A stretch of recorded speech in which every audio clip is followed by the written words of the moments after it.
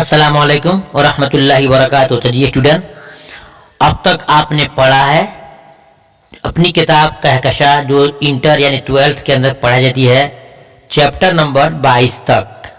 आज पढ़ेंगे chapter number 23।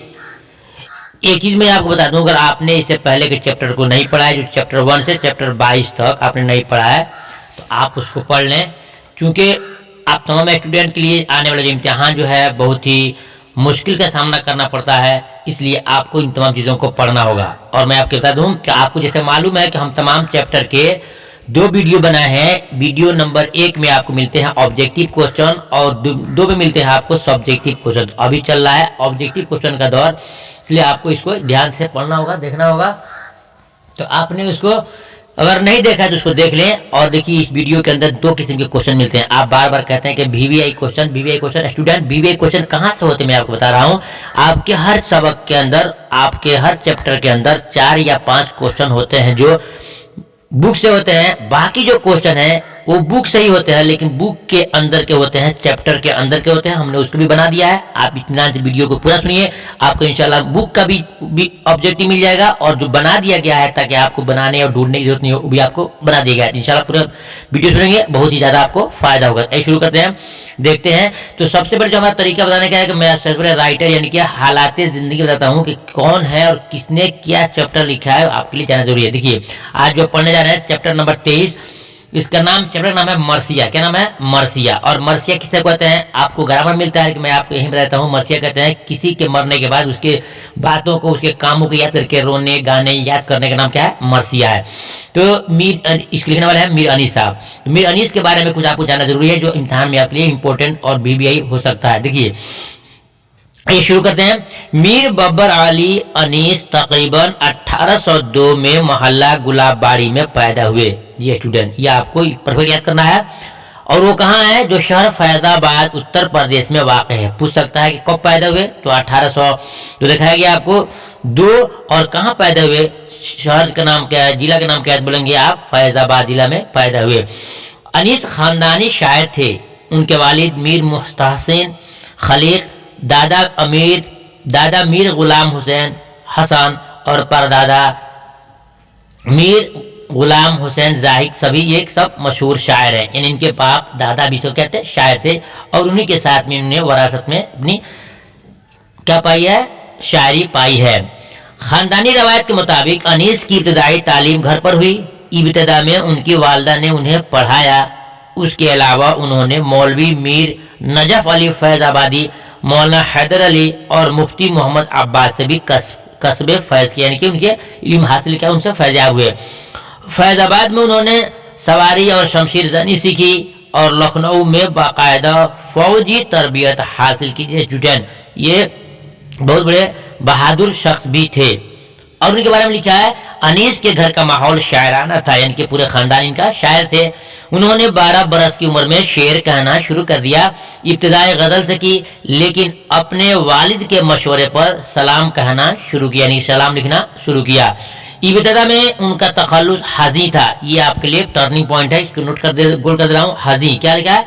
उनका शुरू में तखल्लुस हजी था, लेकिन नासिक के मशवरे पर उन्हें अनीस तखल्लुस इख्तियार किया। जी, किसी एक शायर ने उनको मशवरा दिया कि अपना नाम हजी यानी तखल्लुस छोड़ करके अनीस लिखो, तो उन्होंने हजी को छोड़ करके तखल्लुस अनीस लिखना शुरू किया। अनीस ने कसीर तादाद में सलाम और रुबाइयाँ कही हैं, लेकिन वो मर्सिया गो की हैसियत से ही अवाम व खवास में मशहूर हुए। लखनऊ में जब अनीस ने मर्सिया खानी शुरू की तो उन्हें दबीर जैसे मुसल्लम सबूत उस्ताद का हरीफ बनना पड़ा। इब्तिदा में उनकी बहुत मुखालिफत हुई, लेकिन वक्त के साथ अनीस की शोहरत में रोज बरोज इजाफा होता रहा। ये स्टूडेंट, और उनका नाम मुल्क के तूल व अर्ज में फैल गया, यानी कि तमाम जगहों पर इनका नाम फैल गया। अनीस जिंदगी भर किसी दरबार से मुंसलिक नहीं रहे, यानी किसी एक दरबार में हमेशा के लिए नहीं रहे, और न उन्होंने कभी बादशाह या अमीर का कसीदा भी लिखा। किसी अमीर या बादशाह का कसीदा उन्होंने नहीं लिखा। उन्हें लखनऊ से जो मिलता था उसी पर काटने रहते थे, मैंने सब्र करने वाले थे। 1857 की तबाही के बाद उन्होंने लखनऊ से बाहर निकलकर मजलिसें पढ़ी। उन्होंने पटना, हैदराबाद, बनारस, इलाहाबाद में अपना कलाम सुनाया। आगे दिखा कि अनीस के मरसियों की ज़बान बतौर ख़ास काबिल तवज्जो है, जिनमें मुहावरों और लखनवी बोलचाल के रोज़मर्रों का एक बड़ा ज़ख़ीरा मौजूद है। उन्होंने करबला के अलमनाक दास्तान को उर्दू अदब का बेशबहा जुज़्व बनाया है। रसाई शायरी अनीस की बदौलत ही हैबल रश्क काबिल रश्क बुलंदियों से हमकिनार हुई है। जी स्टूडेंट, ये आपने सुना। और आखिर में आप जानेंगे कि 10 दिसंबर 1874 को लखनऊ में अनीस का वसाल हुआ। जी स्टूडेंट, ये उनके जीवनी थे, आपने सुना। अब आइए आप देते हैं वो चीज़ें जो आपके मेन बुक के अंदर ऑब्जेक्टिव के नाम से बनाए गए हैं, वो आपको दे रहा हूँ। उसके बाद फिर आपको अंदर से पढ़कर जो बनाया गया है वो भी आपको बीबीआई ऑब्जेक्टिव क्वेश्चन देंगे। तो ये देखते हैं। सवाल नंबर 1 में है, आप बताइए, जो नाम से क्वेश्चन है आपके बुक में, आप बताइए के नाम से। एक में है मीर अनीस का पूरा नाम क्या है। जी स्टूडेंट, तो जवाब में है मीर अनीस का पूरा नाम है मीर बब्बर अली अनीस। क्या है? मीर बब्बर अली अनीस। देखते हैं सवाल नंबर 2 में, मरसिये की तमहीद को क्या कहते हैं। मरसिये की तमहीद को क्या कहते हैं। जवाब में है मरसिये की तमहीद को चेहरा कहते हैं। क्या कहते हैं? चेहरा कहते हैं।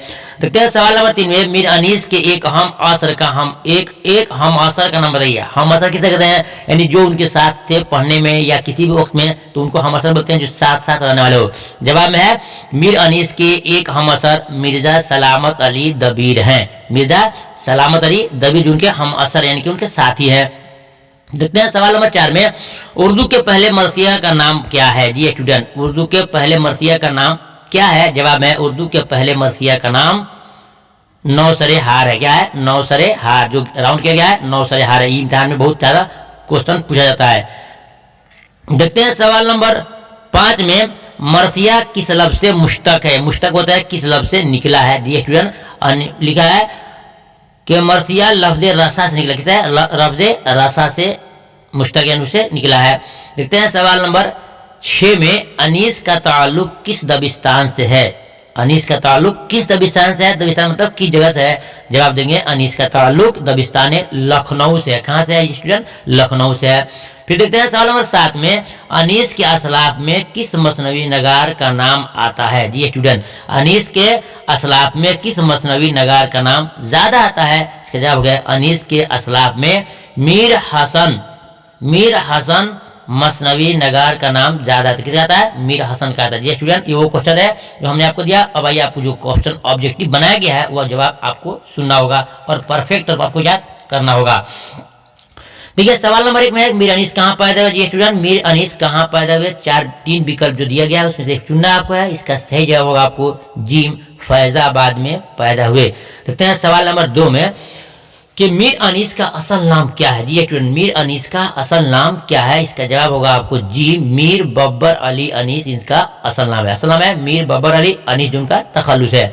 देखते हैं सवाल नंबर 3 में, मीर अनीस कब पैदा हुए। जी स्टूडेंट, मीर अनीस कब पैदा हुए। आप देख रहे हैं ना, 1801, 1802 और 1804। सही जवाब है बे, 1802 में इनका जन्म हुआ, इनकी पैदाइश हुई।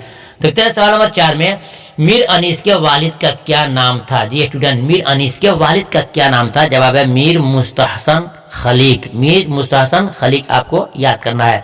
देखते हैं सवाल नंबर 5 में, मीर अनीस के दादा का क्या नाम है। उसका जवाब है लिखा हुआ है। जवाब में है गुलाम हुसैन हसन। गुलाम हुसैन हसन के दादा का नाम है।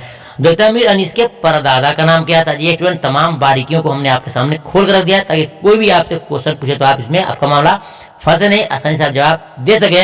जवाब है मीर गुलाम हुसैन जाहिद। और मीर जो है ना गलत है, अलिफ नहीं रहेगा, सिर्फ रहेगा मीर। क्या रहेगा? मीर गुलाम हुसैन जाहिद उनके परदादा का नाम है। ये स्टूडेंट देखते हैं सवाल नंबर 7 में, यारम चमन नजम को गुलजार एरम कर किसका मरसिया। ये स्टूडेंट बीबीआई में बीबीआई क्वेश्चन है, आप इसको याद कर लेना, इम्तिहान में आता है। तो यारम चमन नजम को गुलजार एरम कर किसका मरसिया है, किसका लिखा हुआ है बोलेंगे आप। जवाब जी है, मीर अनीस का ये मरसिया है, उनका लिखा हुआ मरसिया है। देखते हैं सवाल नंबर 8 में, मीर अनीस का इंतकाल कब हुआ। जी स्टूडेंट, मीर अनीस का इंतकाल कब हुआ। आप देख रहे हैं अलिफ में 10 दिसंबर 1874 और बे में 1876 और जी में है 1875। स्टूडेंट, इसका सही जवाब होगा अलिफ। 1874 में इनका इंतकाल हुआ। जी स्टूडेंट, वो तमाम क्वेश्चन है जो हमने कर दिया। अगर हमारी काविश कोशिश आपको अच्छी लगती है और चाहते हैं कि आप पढ़ लें, हमेशा के लिए अच्छा कामयाब ध्यान हो जाए, चैनल को सब्सक्राइब कर लें और दोस्तों में इसको शेयर करें। फिर मिलते हैं दूसरे वीडियो में दूसरा चैप्टर लेकर के, तब तक इंतजार कीजिए। खुदा हाफिज़, अस्सलाम वालेकुम।